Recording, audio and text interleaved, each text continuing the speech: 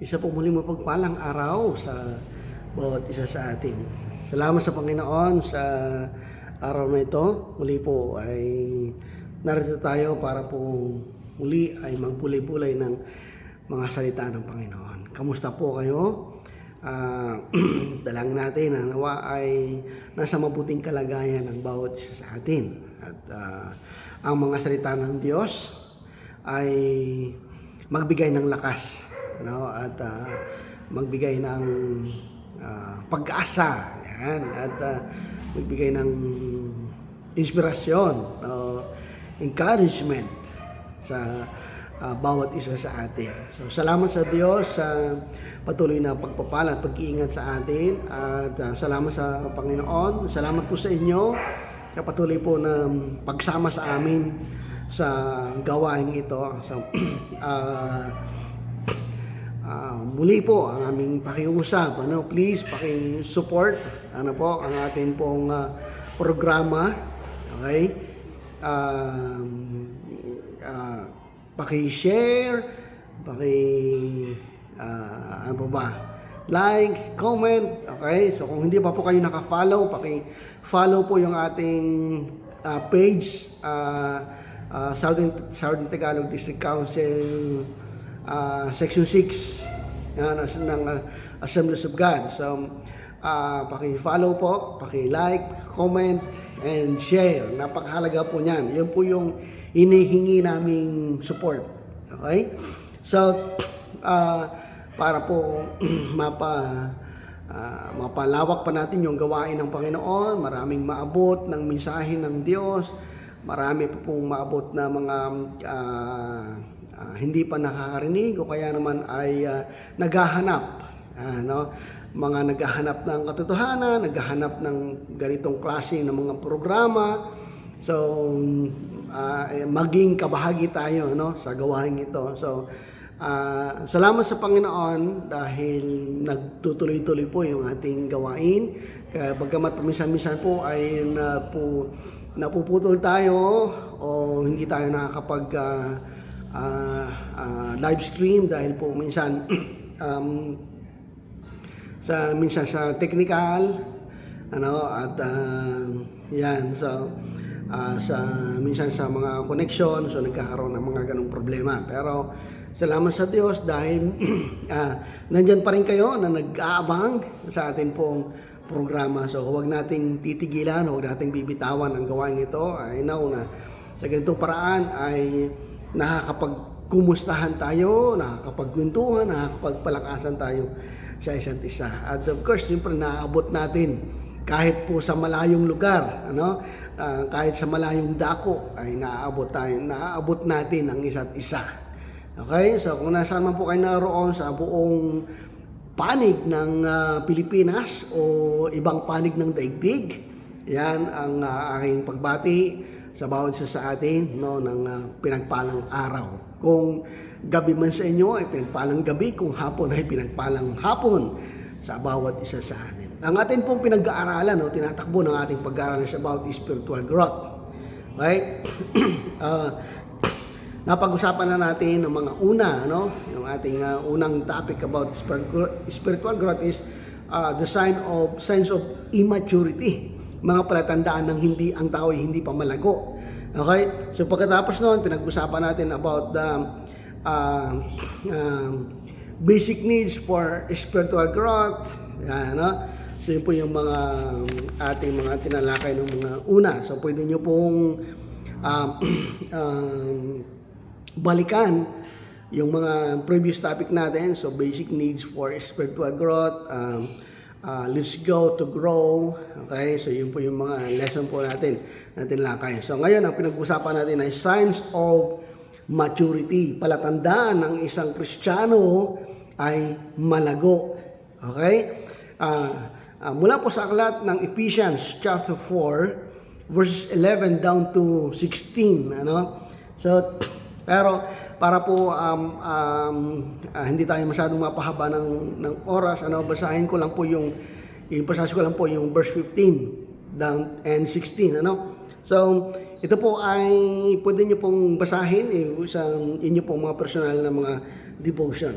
Okay, 15 and 16. Sabi po dito, sa halip, sa pamamagitan ng pagsasalita ng katotohanan sa diwa ng pag-ibig, tayo ay dapat maging lubos na katulad ni Kristo na siyang ulo nating lahat. Sa magitan niya, ang buong katawan ay pinag-uugnay-ugnay ng mga kasukasuan na mula rin sa Kanya. At kung maayos na gumaganap ng tungkulin ng bawat bahagi, lumalaki ang katawan at pinapatatag nito ang sarili sa magitan ng pag-ibig. Yan, no? So, sabi diyan, kung maayos na gumaganap ng mga tungkulin ng bawat bahagi, ito ay lalakas at tatatag. Yan, no? Yung bawat bahaging pinag-uugnay-ugnay, ano? So, ang buong katawan ay lalakas. So, ganoon din sa atin pong buhay pananampalataya. So, ngayon pinag-usapan natin the signs of maturity. Okay? And, yun pong paglago, pang personal na paglago, at paglago bilang isang katawan ni Kristo, paglago bilang isang iglesia. Kung ang bawat bahagi ng iglesia ay gumaganap, kung ang bawat parte ng katawan ng Panginoong Hesus ay naggumaganap ng kanya-kanyang mga tungkulin, ang katawan ay lalaki at lalakas. Sa church, hindi isa ang trabaho. Lahat tayo mayroong kanya-kanyang mga ginagampanan. Lahat tayo may kanya-kanyang trabaho na ipinagkatiwalaan ng Panginoon. Okay? At hindi lang ibinigay ng Diyos sa isang tao ang responsibilidad at kakayahan. So pinag-usapan na natin ng mga una na ang Diyos ay nagpala sa atin ng kakayahan na yung may kaya kang gawin na hindi kayang gawin ng iba. Yung mayroon naman kayang gawin ng iba na hindi mo kaya. So kung yung bawat kaya ng isa't isa ay gumaganap ng tungkulin, okay, at nagtutulungan, complements each other. So hindi tayo nagpapalakasan dito, hindi tayo nagpapayabangan. I'm sorry for the term, hindi tayo nagpapagalingan, sa mga trabaho, sa mga ministry. Hindi dahil ikaw ay tumutugtog, hindi dahil ikaw ay nangangaral, nagtuturo, okay? Ay ikaw na yung mas magaling. Wala pong ganun. Lahat po tayo, kay ikaw yung mayroong pinakamalaking responsibilidad o role na ginagampanan sa church, at ang iba ay simpleng tagapunas. Yan, sorry for the term again, walang walang maliit na bagay sa harapan ng Panginoon. Lahat tayo, kay malaki o maliit na ginagawa natin, kung yan ay seryoso mong ginagawa, yan, ginagawa mo yan para sa Panginoon. Yun ang hinahanap ng Panginoon. Okay, so signs of maturity. So, napag-usapan na natin, mga palatandaan ng malago ang isang tao o isang Kristiyano. Of course, yung Kristiyano pinag-usapan natin dito. Okay, Kristiyano at hindi lang individual, hindi lang basta isang Kristiyano o individual Christian, kundi yung body as a body. Tayo po ay isang katawan na mayroong iba't ibang bahagi, iba't ibang mga parte na ginagampanan. Okay? So, una is able to serve, yung pinag-usapan natin, ng may kakayahang maglingkod, kakayahang magpagamit. Pagka laging handa, always ready, ang mga Kristiyano laging handa yan. Kapag kailangan, nandiyan agad yan. Laging handa, always ready. Able to serve, able to stand, kayang tindigan ang kanyang pananampalataya. Hindi basta-basta natatangay, ang sabi doon sa unang mga talata, from verse 13 to 14, kayang tindigan ang katotohanan. Kayang tindigan ang kanyang pananampalataya, kayang tindigan yung kanyang buhay bilang isang Kristiyano. Ay Kristiyano sa loob ng simbahan, sa labas ng simbahan ay Kristiyano pa din. Okay? Kahit Kristiyano ka sa loob ng church, Kristiyano ka sa iyong trabaho, Kristiyano ka sa school, Kristiyano ka sa public, nananatili yon, able to stand in the faith. Hindi tayo natatangay, hindi tayo basta napipressure. Hindi ko pwedeng sabihin, ay hindi, pwede naman yan. Okay lang naman yan. Ano? Lahat naman gumagawa na yan, pwede na, sige, try mo lang. Ang totoong Kristiyano, kayang tumindig sa katotohanan, kayang panindigan ang kanyang pananampalataya sa gitna ng mga taong hindi mananampalataya. Mananatili kang Kristiyano kahit sa gitna ng mga taong hindi mananampalataya. Kaya mong tindigan, able to stand. So, now, pag-usapan natin is able to speak. Able to speak. Okay, so signs of maturity, able to speak. May kakayahang magsalita. Yan, yung po mga, again, yung tinahalintulad natin yung mga bata na nag-uumpisa pa lang magsalita. Yan, no? Kadalasan, yung mga bata, yung mga sanggol, no? Habang lumalaki yan, ang unang mga natutunan na yung mama, papa, daddy, mommy. So, yan yung unang mga natutunan niyang salita. At natutuwa tayo bilang mga magulang o yung mga mahal natin sa buhay. Yung pamilya, natutuwa na, nakakapagsalita na, umiimik na. Diba pagka yung bata ay matagal magsalita, yung 1 taon, 2 taon, hindi pa masyadong umiimik, inaabangan natin. At tinatanong, bakit hindi pa nagsasalita? So, may mga ganun din naman pong mga bata din. Yung pong delay, yung kanilang speech. No? So, may mga ganun pong case. So, nadidelay lang. Pero, normal naman talaga yun. May mga ganung sitwasyon. Okay, pero, pinag-usapan natin dito, able to speak, may kakayahang magsalita. Tayo po ba, may kakayahan po ba tayong magsalita? Able to speak. Okay, malinaw dyan. Babasahin yung atin pong passage. Able to speak the truth. May kakayahan magsalita ng katotohanan. Kaya lang, hindi lang basta totoo. Hindi lang basta nagsasalita. Ang mga bata natututong magsalita at kung ano yung kanilang naririnig, hindi pa nila naiisip kung tama baga o mali yung kanilang mga sinasabi. Ang taling, minsan pa nga yung mga bata, pag nakakapagsalita ng hindi maganda, o mga body parts ng mga tao, na mga private parts na nababanggit ng mga bata, minsan pa nga natutuwa pa yung iba na nagtatawanan pa yung iba. Kaya tuloy ang akala ng bata, tama yung kanyang sinasabi. Okay? So, dahil bata sila, hindi nila alam yun. Okay? Pero tayo na mga matured, okay? Tayo na mga malaguna, na mga Kristiyano, matured Christian, may kakayahan ka magsalita, pero hindi ka lang basta nagsasalita. Okay? Tingnan po natin, verse 15. Sa halip, sumagitan ng pagsasalita ng katotohanan sa diwa ng pag-ibig. Tayo'y dapat maging lubos na katulad ni Kristo na siyang ulo ng lahat. Okay?